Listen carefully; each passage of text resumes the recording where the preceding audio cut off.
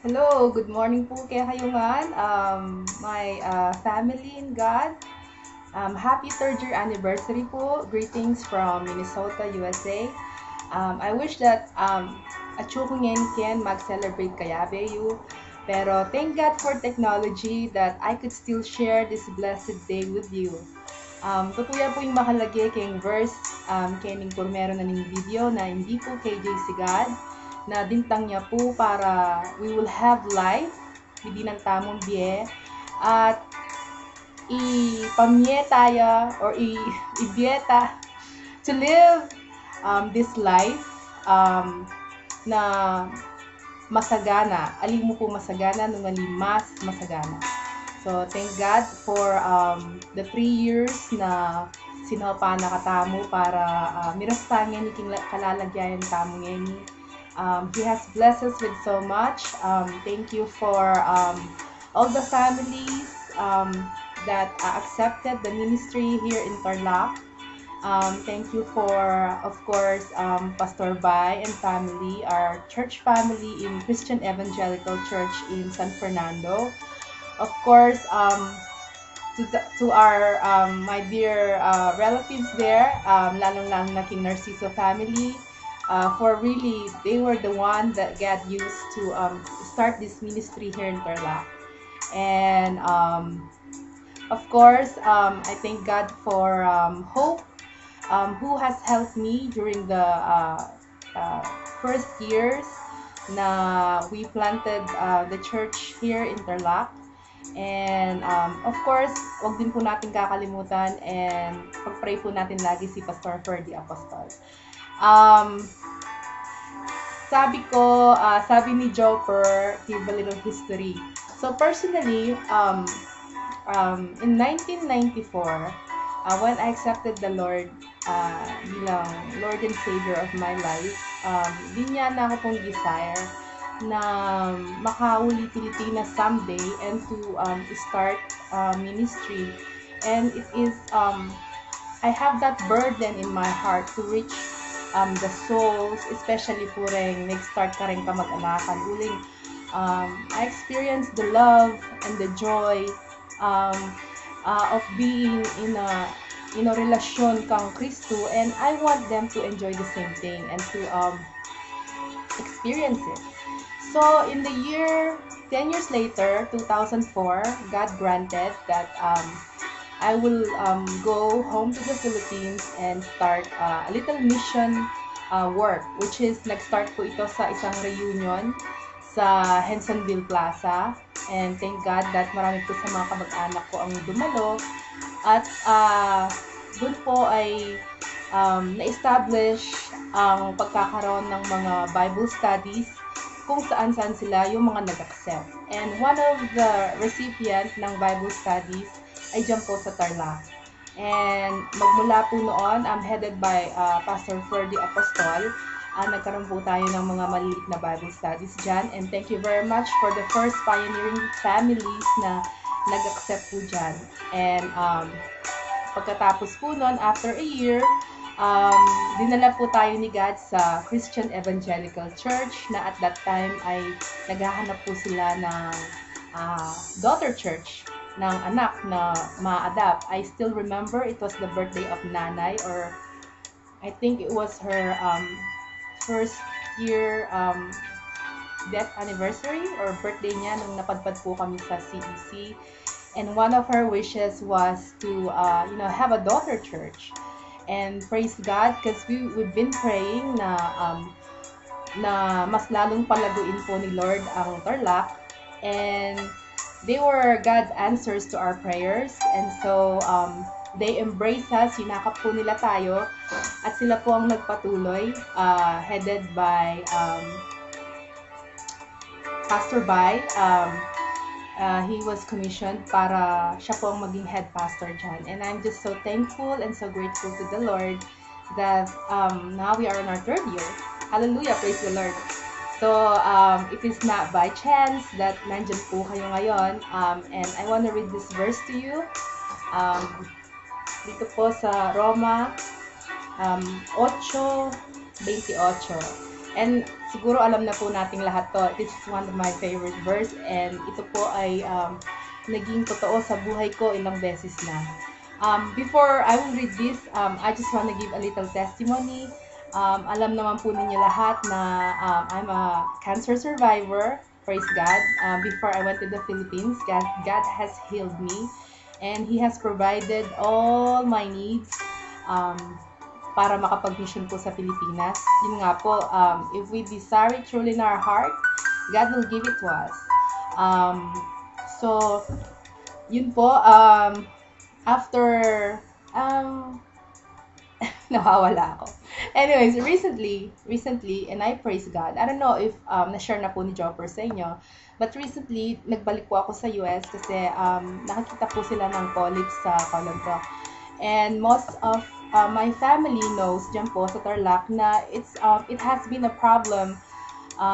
Parang isang sakit, isang sumpa sa pamilya, yung pagkakaroon po ng mga bukol-bukol sa bituka.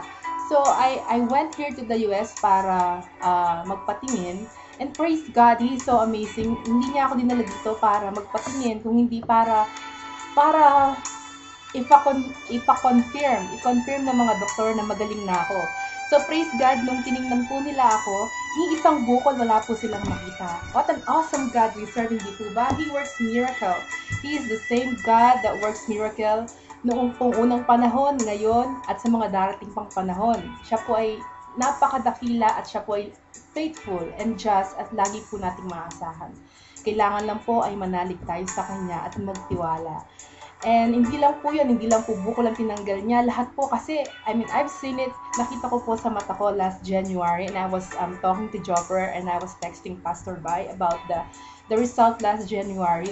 Ang dami pong bukol, nakita ko rin sila eh. And then, pero sabi ko, a friend of mine told me, are you just gonna accept that result? Sabi niya sa akin.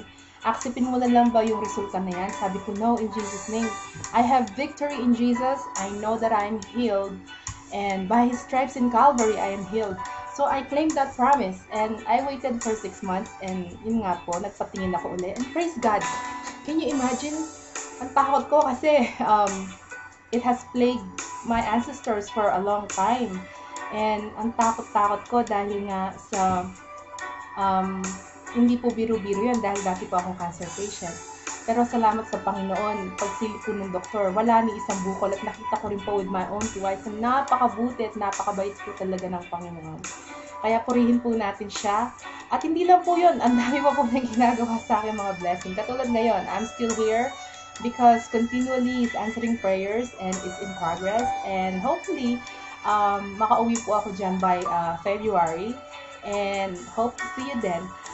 Bago po ako mag-goodbye sa inyo, I'd like to read this verse to you. Sa Romans 8:28 po, hanggang 30. Ito po. Alam natin sa lahat ng bagay ay gumagawa ang Diyos para sa ikabubuti ng mga umiibig sa Kanya at mga tinawag niya ayon sa Kanyang nilalayon. So, iniibig po ba ninyo si Lord? At nakasabi po rito na ang lahat ng bagay ay gumagawa ang Diyos para sa ikabubuti ng mga umiibig sa Kanya. Lahat po ng bagay, lahat po ng concern natin, wala pong imposible kay Lord. Lahat po yan ay papagbutihin niya kung kayo po ay umiibig sa Kanya. At kung kayo ay tinawag niya ayon sa Kanyang nilalayon. If we will walk in the path or in the will of God, magpapasakop po tayo sa Kanya ng lubusan. Hindi po tayo mawawalan. Hindi po tayo kawawalan, kundi magkakaroon po tayo ng maraming blessing. Sa 29, Kilala na ng Diyos noon pa man una kung sino-sino ang magpapasakop kay Kristo at itinalaga niyang matulad sila sa kanyang anak, upang si Kristo ang maging panganay sa maraming magkakapatid. Imagine, God called us, tinatawag tayong anak ni Lord, anak niya tayo. At tayo tinawag niya mula pa sa paglalang niya sa mundo. Sa kilala na po niya tayo, He knows us kasi He's all-knowing God eh. So, alam na po niya kung sino po tayo natatanggap sa Kanya. And kaya hindi po nagkataon na nandito kayo ngayon, na kasama po kabilang sa church na ito, na anak ng Diyos na patuloy niyang pagpapalain. Sa verse 30, tinawag ng Diyos ang Kanyang mga itinalaga, pinawalang sala niya ang Kanyang mga tinawag, at binigyan niya ng Kanyang karangalan ang mga pinawalang sala niya.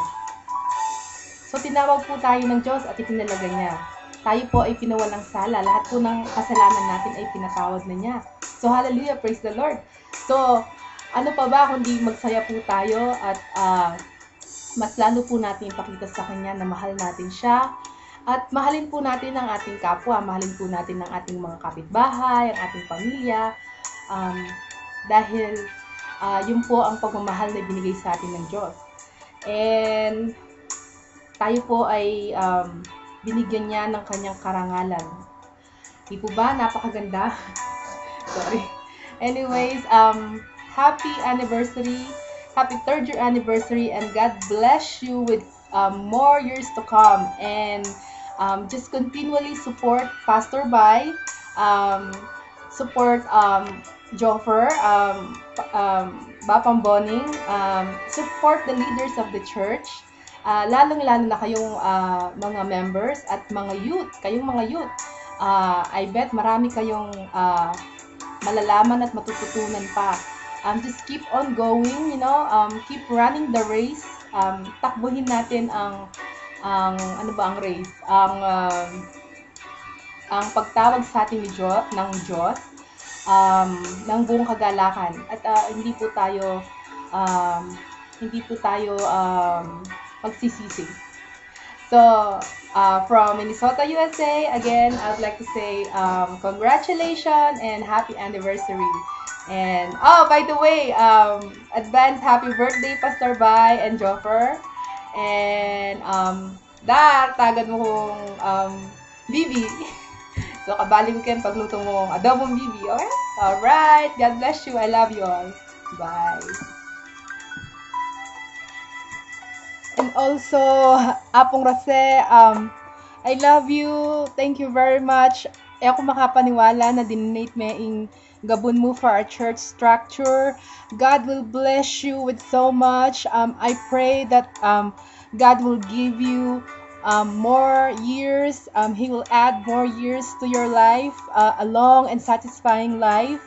I am so blessed with you. I love you, Apo. And to everybody who donated and helped with the building, the structure. Si Lord na po ang balang magpala sa inyo. Also, hi, Apong Belen, I love you, God bless you. And just magpatuloy po tayo sa paglilingkod kay Lord ng may kagalakan. And He will surely protect us, take care of us, and love us so much. I love you, and to God be all the glory. Salamat po. Happy anniversary again. God bless. Mwah.